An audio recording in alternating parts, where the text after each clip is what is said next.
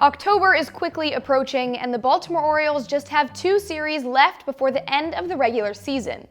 Not to mention that the O's have a magic number of 2 headed into tonight's series against the New York Yankees, so clinching that playoff berth is the top priority.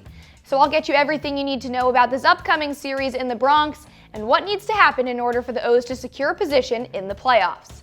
I'm Annie Claff from the PNC Digital Desk, presented by PNC Bank, brilliantly boring since 1865. But first, last time out, the Orioles were close to winning 2 of 3 over the Tigers, but 4 earned runs from Albert Suarez was enough to do it for Detroit and delay a secured spot in the postseason for Baltimore.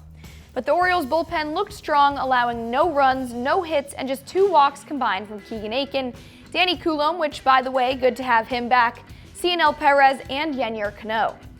Cedric Mullins hit a 2-run homer in the 5th inning, and Jordan Westburg hit an RBI double. Another welcome back to Westy, Ramon Arias, and Ryan Mountcastle, who has just been reinstated today. So the long-awaited return of those 3 infielders from the injured list has come at the right time before taking on New York. Those are 6 games back from the Yankees in division standings, so an AL East title looks out of reach. But with a win for the Orioles and a loss from either the Kansas City Royals or the Minnesota Twins tonight, they're officially in the wild card series. The Royals play at 6:45 and the Twins start an hour later, so there's a lot to pay attention to. And of course, we've got to pay attention to Jordan Westburg. Westy came back from the injured list on Sunday after being out since July 31st with a fractured hand. The righty was one of the team's most reliable players in high-leverage situations before getting injured. And in those high-leverage spots, according to Baseball Reference, Westy has slashed .397, .446, and .662 with an OPS over 1100.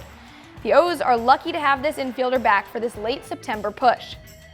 Finally on the mound, it'll be Dean Kremer tonight with Zach Eflin and Corbin Burnes set to follow the next 2. That's certainly a rotation to be happy to have in the Bronx, but for Kremer, despite allowing 4 earned runs to the Giants the last time out, he put up 7 innings with just 1 earned run before that against the Red Sox on the road. Plus, his last 3 starts have had 7 Ks in each. For the Yankees, it's Clarke Schmidt. Now, Schmidt has had 9 fewer starts than Kremer this year, so a smaller sample size, but his stats have been lights out, averaging just under 10 strikeouts per 9 innings.